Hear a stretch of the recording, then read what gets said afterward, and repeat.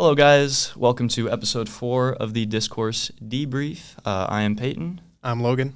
And we are your co-hosts of this fun and epic journey we've embarked on together. Today, it's going to be alternating from last episode. So last episode, I picked a topic, and we explored that. And today, Logan has brought one. I have no idea what it's going to be. I asked for a very broad hint. And the one thing he did say is we're probably going to disagree on this. So I'm excited for that. But yes, before we get into it, just some quick announcements. Firstly, our mall event where Logan and I will be out in the mall talking to you guys. That's going to be October 11th out in the mall here on U of A campus. I'm not quite sure what the times are going to be, but it's going to be sometime middle of the day. And we'll get more information to you as we have that. Regarding our American University event, we have actually right now, as we're recording this, some of our Discourse series team is out there doing a panel event with one Jeremy Young, and that content, I've seen some clips of it already. Looks like it'll be really interesting. Feel free to go check that out when that's uploaded. But other than that, nothing in the near future. Can you think of anything else to add? Not necessarily. I guess with the American University, there's a lot of stuff on the Instagram already. So if you're interested in any of that, go check it out for sure. Again, we'll try to get some of that on here, but we'll see how that goes. Well, awesome. I don't know what to expect from you, but I'm eager and ready to see what you have for me. So I've got a little outline here. These aren't necessarily notes, but just so we cover everything that I want to.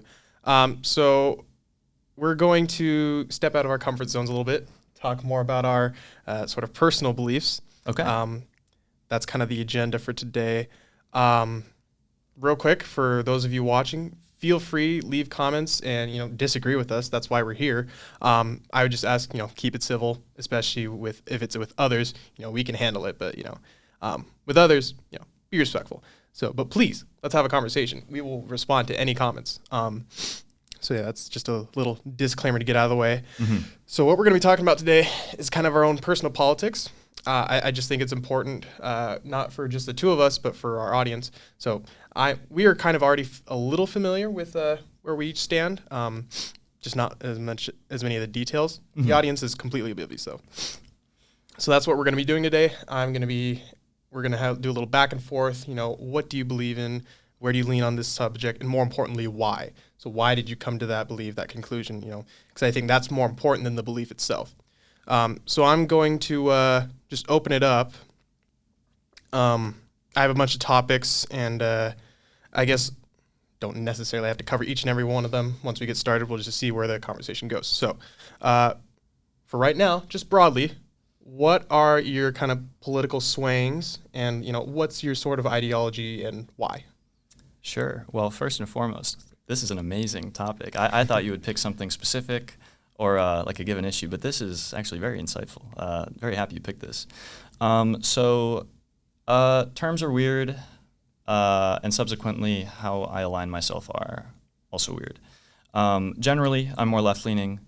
I don't know if I'd go as far as to call myself a Democrat, but 99 times out of 100, I will probably be voting Democrat. My general political alignments are deeply rooted in a lot of philosophical things. So you'll probably come to realize as we go through this conversation that a lot of my convictions are not on actual policies that I recognize is not my realm. I don't have all the information to take it to that next step. But I take a lot of my moral beliefs, a lot of my observations of the way the world works, and the conclusions I've drawn tend to be left-leaning. Although there are exceptions sometimes, but we can get into the nuance as we go. But, For sure. Well, I've got to ask, what about you? Yeah, I was hoping. So I'm from Montana, very, very conservative. My family's conservative. Most of my friends were conservative. So I kind of grew up with those conservative roots. Honestly, I think I probably would lean more conservative. I'm just very much not a fan of this kind of era of populism that the conservative movement sort of represents at the moment. So I kind of, as an effect of that, I am also a little bit more to the left. But that, is subject to change. Like, from a historical standpoint, big fan of the McCain times. Even Bush, for God bless his soul, his foreign policy. He's a cool guy. So yeah, I mean, again, I kind of as a result of this sort of era of populism, I kind of sway to the left. And again, we'll get into the details of that as we go on. So now I'm going to open it up, and I'm actually going to do something a little different than I planned. Mm-hmm. What's one topic, before we get into my topics, what's one topic you specifically want to explore before I kind of get into my list? Nothing specific, honestly. I like engaging with any kind of, political concept. Just the one caveat I really do want to specify is the second it becomes, or actually, no, I'll put it this way. The more real and policy-oriented a given position is or something, I have far less conviction. So, take abortion, take gun rights, take immigration, take almost any political topic. I surely do have an opinion on it, but the closer it gets to how we actually implement that opinion, my conviction goes way down because I recognize that I don't have all the pieces, especially because our government, God bless our government, it's an amazing government, and it takes a lot of moving parts and makes it work pretty well. But I recognize I don't know a lot about that. But on the more philosophical things, I like to think, pretty strong conviction for most issues. Okay. I'm glad you said it takes a lot of maturity to say, I don't know enough about this, so I don't really have an opinion. Really, really appreciate that. Okay, so you mentioned there are some caveats where you don't necessarily lean as left as, I don't know, whatever standard that might be. Can you give an example of that? Yeah. It's the first thing that came to mind when I said that was with gun rights. I know that, at least with certain sects of the left, they're very anti-gun, high restriction of who can get firearms, where, what kind of firearms, and whatnot. I, on the surface, am okay with firearms, and I disagree with a lot of people on the left to the extent to which it could be regulated. The saying, guns don't kill people, people do.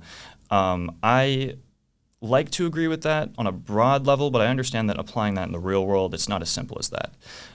So while I am still pretty left-leaning on the idea of, I do think that some kind of firearms regulation would probably be good and decrease, firearm homicides and things like that in our country. I'm also far more in alignment with the underlying conservative belief that, firearms are probably part of America as a culture. At the end of the day, it is people that kill people. And if we can attack the reasons people kill people and not the things that kill people, I think there's more fruit there. But that's just one example that comes to mind for me. I'm sure we can find more. Absolutely. No, and I actually pretty much wholly agree. And even if I didn't, that's a very reasonable take. I agree. And I kind of feel the same way, but a bigger portion of why I feel that way that you didn't really mention is sort of the enforcement mechanism. So say, on paper, a gun ban sounds, somewhat reasonable, but when you take it into account that it is very easy to obtain a gun in this country, and much of the population, I don't know grammar, owns one, you're going to make a lot of people mad, and it's probably going to lead to a prohibition-esque event where crime is just going to shoot through the roof, and it's going to completely backfire. So definitely agree on all that. You put that very well and very logically. My pen is not working. Well. Happens. All right. Okay. So I'll go first next on this topic. Just very broadly, we're going to talk about a little bit of foreign policy. There's three different aspects, or three main aspects of foreign policy. So Russia, Ukraine, Israel, Palestine, and then just China. Yeah. Just China. So I'm going to kind of give my short take on each of these. And then I'll kind of turn it over to you, and feel free to just give whatever details you want. Sure. So Russia, Ukraine. Obviously, our interest aligns with Ukraine in the obliteration, if you will, of the Russian army. I think we've done a pretty good job in aiding them, although I feel like it is coming to the time where we need to start putting stipulations on the aid that we are giving to them. This war has been going on for quite some time now. And, this proxy of the war itself, 2014, it's been a long time coming. So, again, I think it is time we start putting a little bit of stipulation on the aid that we are giving, especially since it's becoming a hot topic in this election. And we'll get into the election later. Yes. So that's kind of my take. I think policy-wise, though, I think we are making the right decisions in saying that we are completely with Ukraine no matter what. I think it doesn't make sense to say, okay, we've supported you for this long, now we're not. Yeah. I think that just makes us look really bad, and that just tells Russia, okay, we just need to hold out for 2 years, and then the Americans are going to give up, and then we win. So I think we've done a pretty good job, and this current administration as far as that goes. And I think it's just coming to the point where we need to start putting some stipulations on. Israel-Palestine, this is obviously a fun one. This is a scary one to bring onto a university podcast, but it's important. Of course, and that's why we're doing this. I actually was walking by a protest, not on campus, but pretty much right on campus, like right on the outside corner, for just a bunch of free Palestine signs and stuff like that. So I think I don't necessarily have a unique take for this. I think a two-state solution is the only viable option. The only problem with that is one side wants that, the other does not. So unfortunately, we have not been dealt a very good hand. So I think we're trying to make the best out of it, and I think we are doing a good job trying to get a hostage solution and a ceasefire, although we don't have many results to show for that. I just think there's only so much you can do with the likes of Hamas and other terrorist groups. So obviously, there always could be better, but when it comes to situations like this, it's a little hard. As far as Israel's conduct of war, I agree, and a lot of people say this. Israel, of course, has a right to defend itself in the wake of the attack. I do wish that they were a little bit more cautious in conducting their warfare, but I also recognize, A, I probably don't know all the facts. No one probably knows all the facts. B, I have no experience in warfare. C, I'm not the one that was getting attacked. And D, it's war. There's only so much you can do. That's kind of my take. China is an interesting one because, they're a global superpower, but they're also, so ideologically different from us. It's hard to have a relationship with them. I think we have both an interest in appeasing to them and also from containing them. I think they could very easily turn into a Russia 2.0 where they're just going after their neighboring territories. Obviously, their economy is fantastic, and they're great trading partners for us if we don't tariff them 500%. But I think we also have an interest in containing them. So those are just kind of my broad takes on all three of these. Peyton, feel free to give your opinions or disagree with me. Always welcome. Yeah. We can maybe get a discussion from there. Well, I'll just preface. I do broadly agree with you on all three of those. You gave me a lot. All of those are big things. And my convictions towards them are more rooted, again, in philosophical things. So when it comes to, Ukraine, Russia, my primary, just as a caveat, when we're talking about warfare, these kinds of things, I'm going to just assume that we all don't want people to die, and I'm just going to set that to the side, because I think everybody wants that. When people say you don't want war, what you really want is you don't want people getting hurt or whatnot, but there's more to it than that. So let's just put that to the side. My priority is not people dying, not people being hurt, that kind of thing. But when it comes to actually, addressing conflicts like this, Ukraine, Russia, my primary thing is I don't like it when in this day and age, 2024, we have another Russia, another country, infringing on the sovereignty of another state, which has been recognized by almost everybody as at least being I don't know if it's its own state. I don't know all of the geopolitics of it. But in my head, it's functionally a state, and when we have entities encroaching on that sovereignty without very good cause, my alarms go off. When it comes to, Russia actually doing this kind of pseudo-Cold War proxy war with us, I don't have a lot to say about it because I don't know a lot about it. My intuition tells me that the government of Russia probably doesn't have the best in mind for its people as opposed to the American government, and so I will side with the American government for that reason. Regarding Israel-Palestine, this topic just scares me because I know it's a very controversial thing. A lot of people have very heavy emotional convictions for it, and rightly so, right? Lots of violence, lots of terrible, unfortunate things have been happening there. Regarding, Israel defending itself, 100%. You guys got invaded in a terrorist attack. You have every right to defend yourself. The argument I see floated around that people get upset about is, well, does Israel deserve to exist in the first place?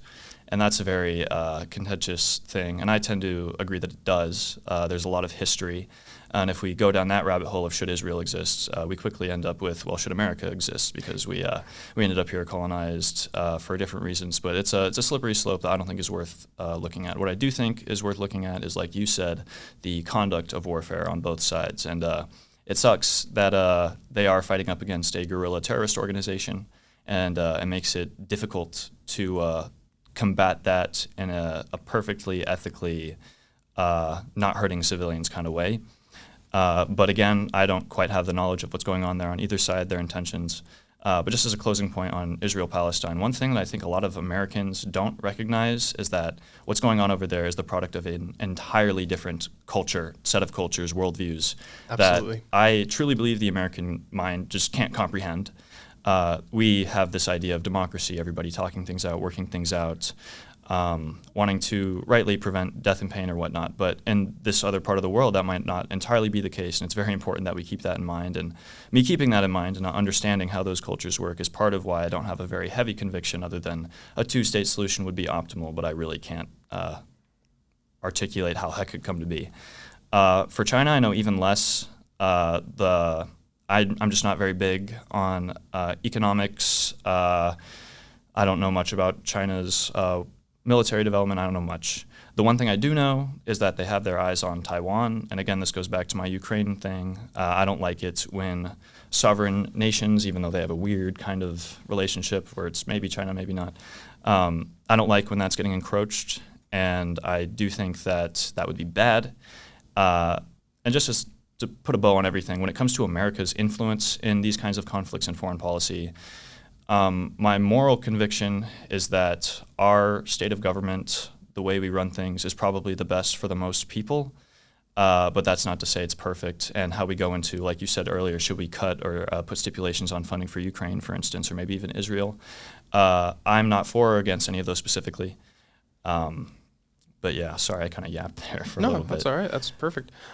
So you obviously mentioned that you have a lot of philosophical ties with your personal politics. So America's sort of philosophy, at least at face value when it comes to foreign policy, is we're protecting countries for the sake of democracy. So with that, I want to ask you a couple questions. One, do you think that's legitimate? And two, do you think that's a viable reason for getting involved in other countries? Yes. Is it legitimate? I would say yes, but not by virtue of democracy. It would be the root of democracy, which is the people exchanging ideas, working together, and learning to coexist to eventually better the world for everybody. That core value is just what democracy is made out of, and it's the means by which we could achieve that. And so with that in mind, yeah, I would think that to an extent, this requires all players with the right intentions. I would say that foreign policy affairs should be addressed, yes, by America with that intent in mind. To what extent? I don't know. This, like I say, I'll keep saying it. Policy is something I don't know a lot about, and I don't know a lot about the inner workings.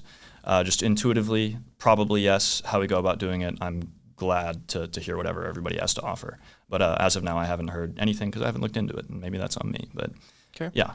I guess I sort of have a dissenting opinion. Maybe I didn't phrase my question correctly. When I say, is it legitimate using the idea that we're doing this for democracy, I guess I was more referring to, do you think that's what we're actually doing, or do we have other motivations that are actually in play? Oh, of course. For a way I look at almost every single thing is the individual person. And those people make little groups, and those groups come together to make, city-states, countries, and those are the people, not the entities, the people that are making these decisions, right? And at the end of the day, it's going to depend on who we elect or gets appointed to make these decisions, and I think it highly depends on that person. So let's say, like, a hypothetical candidate on an undisclosed party side, disclosed party side, states and honestly believes that they think democracy is the best for unifying people and bringing good about, and they honestly believe that, then I think it's good that that person is the one carrying that out. But if it's another person, undisclosed party, who says that same thing but actually believes, well, I could get more powerful, my country could be more powerful, and I can get more money and more influence, then I think that's where problems start coming about. It really depends on the intentions of the person. And sometimes you can't know that. You can only infer it from their past or their actions. And that's why I think voting is very important. You all should go vote as soon as you can. Absolutely. Even if you don't know anything, you should be asking questions. This is very important at the end of the day. And but does that's that what better? we're doing here. Yeah. Does that better answer the question, I guess? Yeah, that's for sure. And I think that actually ties well into the election as a topic. Mm-hmm. So I guess just give a brief rundown on your views. My God, my pen is just giving me all kinds of problems. Show the camera. Let them know. Yeah, I'm turning blue. Give your just kind of general take on this election. If you are uncomfortable with certain details, feel free to leave them out, of course. Sure, but, same goes for you, yeah. Yeah, just general idea. Yeah, I'm voting for Kamala. And people have argued with me on this, and rightly so, but my primary main reason is I do not want Donald Trump to be my president again, because I have very good reason to believe that he is not the proponent of democracy that people want him to be. I do think that because of actions, demonstrations, testimonies under oath, evidence, all verifiable, as close to objective things we can get to, has painted a picture of Trump caring more about the power and his closest friends and allies than running the country for the most people. And while he may have some, character flaws or whatever, I don't care about that. What I primarily care about is that aspect of what I believe to be an actual attempt to threaten our democratic process, and that doesn't sit well with me in a country that surrounds and prides itself on this idea of democracy. And so I'll be voting for Kamala. Now, I also like some of Kamala's policies, like the pro-women's health stance. I'm pretty heavily convicted in being pro-choice, although I'm willing to give ground in certain places. But the main thing for me is I don't like Donald Trump for the reason that I believe he threatened democracy. Okay, good. I agree, and I will be voting the same way. I guess my reasons are a little bit different. When I was talking about my sort of political sway, I mentioned, I'm just really not a fan of this era of populism. Mm-hmm. And, populism, if you don't know what that means, is like caring more about the person rather than what the ideas they represent. And that is very much what Trump has been all about since, he ran in 2016. Mm-hmm. So I guess I'm more eager to move on from this sort of era of politics, this divisive time. And I hope that when Trump is kind of out of our media cycle, that we'll start to see some rebuilding of political character. That's my primary reason. But as you mentioned, I'm somewhat of a fan of Harris's policies and by extension Biden's performance and policies. If you don't mind, just a quick comment that sure. I've heard, although it's rare, that archetype of conservative that doesn't like the populist aspect of where it's gone surrounding Trump, and it's very important that I think that gets verbalized more, mm-hmm. Because to go the other way around, if it wasn't Trump on the ticket, I like to think actually consider their policies, absolutely, their motivations, things like that. But that's not even possible with Trump in my eyes, given what I believe to be a blatant threat to the democratic process we're trying to facilitate. Just hearing a conservative-leaning person mention and maybe acknowledge the fact that for whatever reason, Trump might not be the move. It's a question I ask. I have a lot of conservative family members as well. I ask them directly, do you think the Conservative Party would be better or stronger if Trump was out of the picture? And 9 times out of 10, they agree. And so I think it's you just have to look at the previous elections. I mean, the midterms, Republicans got destroyed in the midterms. Yeah. Obviously, he lost in 2020. He lost both maybe not both, but one of the sides of Congress in 2018 when he was president. So like he has not been a winner on the Republican ticket since 2016, obviously. Mm-hmm. So yeah, I just agree it is in the Republicans' best interest to very much move on from Trump, regardless of the results of this election. 100%. And yeah, like you said, and even before we started on this topic, actions speak louder than words. Briefly is kind of what you were saying. So like there are so many things that make me not like Trump, from January 6th to all the things he said about like the military and stuff like that. Like there's so many things. And when we compare that to why people don't like Kamala, it's just like, well, she's a Democrat. I'm like, yeah. Fantastic. Okay. That's great. That's not a productive conversation. I don't think so, at least. I'm perfectly willing to hear criticisms of the Harris and, by extension, Biden administration, and I will be the first to admit that there are many criticisms, but I just think when we say I'm voting for Trump because he's a Republican, like, no, that completely flies in the face of what democracy is about. And again, like that's my main issue with the modern conservative movement. It's just so rooted in populism. Like I probably wouldn't be left-leaning if it weren't for this sort of Trumpian era of, the conservative party. So Republican Party, I should say. So yeah, I like your analysis. Pretty much agree. Anything you want to discuss further before we move on? Regarding the election Trump things, or just that, or just anything else we've talked about? I don't. Well, actually, yes. There is a theme. There's a theme here for every topic we've talked about, and that he will continue to talk about, and that you'll hear in your conversations. It's almost rare for people to listen to anything other than what they already agree with. And that's what causes stagnation. That's what halts growth. That's how democracy fails if you don't care about that. But even if you don't, change only happens if you are willing to at least listen, right? Compromise.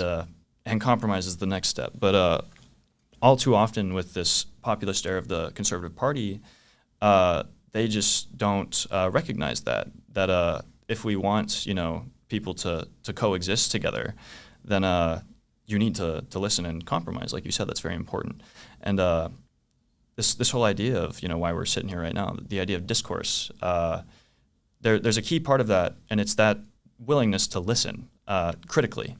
And I trust that most people are capable of doing that. And once you recognize that you can do that and start doing that, that's how you'll start to make realizations like, well, okay, maybe Donald Trump is a threat to democracy. Or maybe it might even be, I don't know how I feel about democracy. Maybe we should try something else. But at least you're critically thinking, considering alternative positions. And I think that Absolutely. that's the key of what we're doing here, and why we're sharing our opinions now, so that you can at the very least hear and hopefully critically consider them. Yeah. Absolutely. Yeah, I'm going to go from that. We're going to move away from some of these topics for a second, because I very much like what you said, and there's an avenue that I'm interested in. With that, like I think the modern day, like technological era and era of social media, we've just gone into these sort of clustered echo chambers. Like despite how connected we all are thanks to social media, we've somehow gotten more and more polarized and more into our own bubble of, okay, this is what I think. Anything that's outside of this belief, I'm just, nope, it's all the way over here, not even going to acknowledge it. So despite, social media, like any opinion is just free and out there, we've become more and more secluded in our beliefs, which is, I think, kind of interesting. And I'm not necessarily going to blame Trump / this kind of populist era for that, but I think there's blame to go around for that. And I guess real quickly with what he's saying, again, we're not going to say that like you have to vote Democrat no matter what. There are criticisms to go around, but I think this is an interesting discussion to have. I guess I kind of just like completely non sequitured my own talking point, but no, that's the beauty of like a podcast, right? Ideas come up and we speak pretty freely about it. But you mentioned a very important point, which is this idea of the internet and the almost like antithetical existence of echo chambers and having access to all this information. While the internet is the means by which that's come to be, I think the core of it is that people want to be comfortable. For sure. And the easiest way to do that is through finding people that agree with you and you get along with them easier. It's easier. And if that's what you want, and you don't want to address any potential negatives in your life, then okay. But I and many others happen to want to, take on other ideas and see what we can do to maybe compromise to reach a state where everybody can be happy and not just in our own little echo chambers. So I think it's a very observant of you to mention the internet there. It's an interesting piece of the puzzle. Absolutely. And with what you said, we want to have other ideas. Like my opinion on like higher education and the fact that like liberals completely dominate higher education. I wish that wasn't a thing. I want, all kinds of beliefs on college campuses because I think it's just healthy. And even if you're not necessarily going to change your mind, it is helpful to sort of filter through what your beliefs actually are. Like if you go unchallenged in your beliefs, you're going to be the most radical person you've ever met. Like if you don't have anything to push back against, you're going to be like, why am I a communist? Yeah. Maybe that's not fair, but where was I going with this? Like it's just healthy, not just for ourselves, but from a societal standpoint, that we have differing points of view.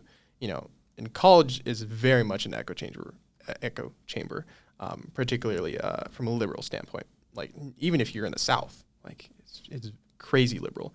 And I don't know necessarily what the solution is for that. I don't think there's one thing you can do to fix that problem, but I have an answer to that, although it's very broad. Okay. And abstract. But I think the key for anything is education, and by proxy, giving people the means to be more aware. When they're in their echo chambers, by definition, you are not becoming more aware of other things. You're just hearing the echoes that bounce around in what you already know and what you already believe. And education, just as a general broad term, gives people the means to at least be exposed to other things. You don't have to agree with them. And it's for the same reason that I totally agree. I don't like the fact that college campuses have been so dominated by, liberal politics, even though I may tend to agree with most of them.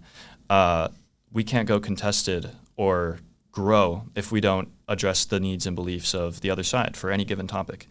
And that's integral to, actually, I just thought of something. One pattern I've noticed in our past episodes is you'll ask a question regarding changing people's minds, but you'll always give me this presupposition that minds can't be changed, if minds can't be changed. In general. But you also say that discourse is good in and of itself, but I don't know if that's a satisfying answer to me, because I imagine my answer would be, well, you can change people's minds, and discourse is the way to do it. It's just very difficult, and you'd need some luck involved.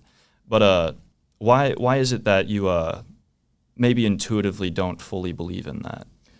Okay, I guess I'll amend what I've said previously. Like, obviously, not everyone's mind can't be changed, but I think in the context of like having debates, and I guess my sort of context from that comes from like online debates that I see on like in the internet. So like, as far as that goes, you're probably not going to change the mind of a person you're debating. You might change someone in the audience's mind, and that is perfectly, productive.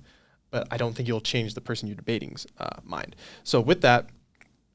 The advantages I see from a societal standpoint is what I just mentioned. Someone in the audience, you might change their minds. So I guess again, I'm going to amend what I said. Like, it's not impossible to change someone's mind. Okay. It's not impossible to change anyone's mind. Okay, yeah, I thought so. It's just I'd noticed the like pattern, and I was just curious if there was some kind of incongruency there. But no, that's perfect. Thank you for clarifying. Awesome. Good to move on. Mm-hmm. Okay. I know you said you don't really get into like the policy side of things, but I'm going to force you to. Sure. I'll start on this one. So this next one's immigration. So I'm a quarter Hispanic. My grandma on my dad's side, her parents both immigrated, I think illegally, from Mexico. So immigration is kind of a big deal to me. I recognize that there are issues with the border, especially right now, and there have been issues going on since a while now. I don't necessarily know the solution for that. I think it's premature to completely close off the border for several reasons, but I also recognize that there are a lot of bad people coming through that don't have very good intentions for our country. So Again, I don't necessarily know the solution to that, but I'm fairly pro-immigration and let's keep the borders open, but we seriously need to address some of the regulation behind that. So I'm curious if you disagree with me at all on that. No, I don't think I do. I'm also quarter Hispanic. Go Mexico, even Hell though yeah. my only Hispanic trait is being this dark. That's all I got. But yeah, regarding the border, my primary understanding, granted this is very tertiary, I haven't done a lot of, or shallow, I haven't done a lot of research on this, is that the primary means by which so many people can get in so quickly is not by literally sneaking under or over the wall with coyotes or whatnot. It's just applying for, what's the word I'm looking for? Not amnesty. Asylum? Asylum, yes. The process for doing that is just so easy.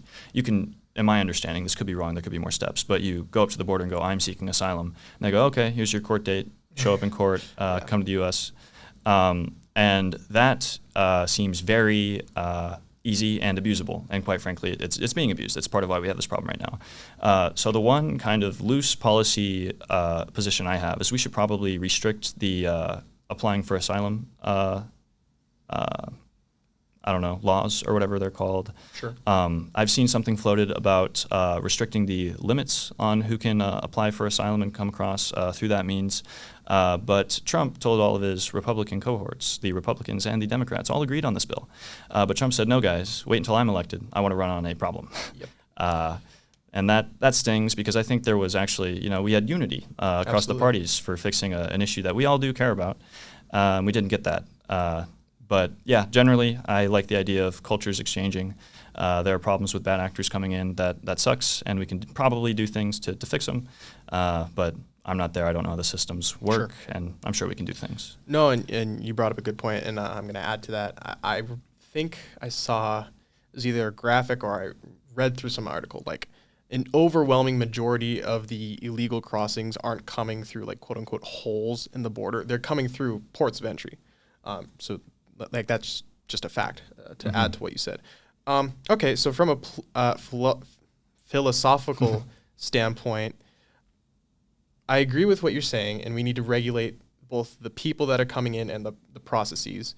So from a philosophical standpoint, how do you kind of justify the possibility / reality that those restrictions might not allow very well-meaning people to come in that are fleeing, war-torn nations for the sake of rooting out, the bad actors, as you mentioned. So like to give a metaphor for this, whatever the quote is, I'd rather 10 guilty go free than one innocent person be convicted. So just as a kind of comparison, as a metaphor. So philosophically, how do you feel about that, and how does that, sort of shift your thought process on all this? Yeah, I think this gives me a pretty good segue because, yeah, you point out very correctly, I am big into philosophical groundings for things. That's my personal way of rooting something. Is with some kind of system that seems to map on the way our world works. But with how abstract philosophy is, there's so many things that it in and of itself does not account for, and the primary thing is the human aspect, the way people act, react. Sometimes philosophy just can't react to that or account for it, and it's kind of hard. Like utilitarianism on the surface, this idea of doing the most things for the most people, most good things for the most people, even if it comes at some cost, ends justify the means. Philosophically, that sounds very sound to me. But if the people getting hurt are like my closest friends and family, I'm going to fight like hell. That was a reference to Trump's speech at the January 6th insurrection, by the way. But I'm going to fight like hell to ensure that, no, this person matters to me more. And that kind of applies to everything. So with this border idea, I would probably tend to go more utilitarian, do what we can to block the people who are not getting here, to keep the most people safe. And even if that ends up blocking somebody who really needs things in the United States to come in, that's the price we have to pay. But these are the kinds of things that don't really have correct answers. Like I said, if that person trying to cross was my grandmother, I would probably wish that she could get through. But at the end of the day, especially when we're trying to deal with the most people possible in a democratic system, probably has to tend to be a little more utilitarian in some regard, if that makes sense. For sure. Yeah, and I agree. And with that, like, I think a lot of people, as like sort of a knee-jerk reaction, would say that's very like hypocritical. But that, in my eyes, is wholly reasonable. And I completely agree. Like I mentioned, my grandma is a daughter of immigrants. So if they hadn't come here, I don't know where in the world I would be right now. So yeah, I completely agree. Okay, I just have two kind of. Let's see, which one do I want to talk about? Because I think I'll just do one more. Can I pick? Sure thing. What are we, 10, 20 minutes in, I think? So yeah, we better have just like one more. Yeah. Okay, my last two topics, either abortion or woke culture. I love abortion, bro. Holy hell. Not the act of aborting fetuses. That is not my favorite thing in the world. No, nothing like that. Just the topic. Make sure to upload that as a short. Oh yeah, that's getting uploaded. I can already tell. I'm canceled. But no, yeah, abortion is a fun one for me because it is a very moral issue. It's sure there are policy aspects to it, but at the end of the day, it's a very moral, personal issue, and that's my realm. Philosophy, morals, these kinds of things, weighing the odds, so to speak. I tend to be mostly pro-choice, and depending on how philosophically honest I'm being, I lean very far, almost radically pro-choice. But for the sake of the real world, and just for a segue real quick, a caveat I need to make very often is my philosophical understandings of the world do not map perfectly onto my emotions or my experiences. And while I may find them to be philosophically fulfilling, emotionally, practically, real world fulfilling, not all the time. So with abortion, my primary thing is on what do we value. I imagine that we value the consciousness, the sentience of the human that could be in any given fetus. And so in terms of compromising on policy or whatnot, I think that anything before consciousness or sentience has the ability to develop, there's nothing worth protecting because what we value is the sentience there. You could argue that, well, there are the building blocks there for a human who will become sentient, and then I'll ask you, if you look at a blueprint next to a stack of bricks and metal, would you call it a building? I don't think you would. It could be a building, but it isn't right now. And if we didn't make the building, it wouldn't be a building. Same idea with a fetus getting the ability for sentience, which is the thing I value. But there's so many different ways you could go about this. How do you feel about it? I just have a really simplistic view. I've heard, arguments that have certain degrees of convincingness. I don't know if that's the word for it. So I just have a very simplistic view. I think you can be anti-abortion and still be pro-choice. I don't think those are necessarily mutually exclusive. So like for me, well, I'm a guy. I really I don't have much of an opinion because as of right now, it hasn't affected me. So hopefully I'm never in a situation where it does. That's besides the point. So I don't necessarily have an opinion. I maybe have a moral sway, but I don't think that I should be able to enforce that onto others. So what I mean by saying, you can be anti-abortion and still be pro-choice. You can disagree with abortion, but you can still say, yeah, I think women should have the right to make that moral decision on their own. I think it's harmful just on the basis of democracy that we have one moral conviction that, shapes our complete policy on something. I just think that's not very good. So yeah, I would agree and say that I'm pretty pro-choice. As far as abortion itself, I don't really know. But I think women should be able to choose based on their, moral swings to that degree. Yeah. Any thoughts on what I said there? No, I think I do broadly agree. And although I don't want to interrogate specific things of what you mentioned, it did remind me of a very important broad idea. And where was I going to go with this? I had such a good, enlightening thing to say. But yeah. Every little outline that we just listed, both of us, is by no means all-encompassing of our actual beliefs, how we got there, our willingness to give wiggle room on those things. So I just wanted to clarify for the sake of us not getting canceled, assumptions not being made. There is far more to each and every one of these topics, and I'd be happy to dive into any one of these specifically in a future episode. But yeah, and this kind of idea of don't be weary of making assumptions of people after they've given you something simple. Applies to everybody in your life, especially with political things. If I wholeheartedly disagreed with conservative and even Trump supporters to the extent that I wouldn't interact with them or trust their intellect, whatever it may be. Almost my entire family I'd never talk to again. But quite frankly, they're people and they're important to me. And there's always more to it, how people reach a conclusion. So keep that in mind with whoever you're discussing politics with, and please keep it in mind with us so that we don't get canceled. Yes, please. Please trust us. We know a little more than what we've just talked about, but just wanted to mention that. Disagree with the movement, don't hate the person. Yeah. With what you said, we gave you an inch, don't take a mile. Please. Yeah, please, thank you. But again, we're perfectly happy to discuss these topics in the comment section. Again, just keep it civil. I think that's fairly good. I think we've gone on quite a while. Yeah.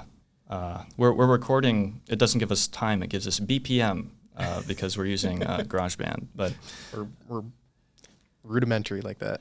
Amen. Any closing thoughts? Politics is crazy. Do your research. Talk to a lot of people. Get out of your comfort zone.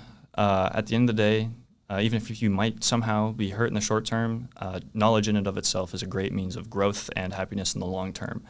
So I'd encourage all of you to explore different options, if not at least the people conveying them. And I'm really happy with this topic. This was a fun one. Couldn't have said it any better. All right. You want to close this off? Sure thing, yeah. So thank you guys for tuning in to our 4th episode of Discourse Debrief. Next week, depending on whether or not I can set some things up, we might have our first guest on, who is has a role in a very controversial field and a special relationship to me, but hopefully that'll give us insight if we can make that happen. If not, we'll come up with something else. But either way, like I like to think for our previous episodes and going forward, interesting content, hopefully you've learned, and thank you guys for your time, and we'll see you in the next one. Anything else you want to add? No. Thank you guys for watching. We'll see you next time. Goodbye.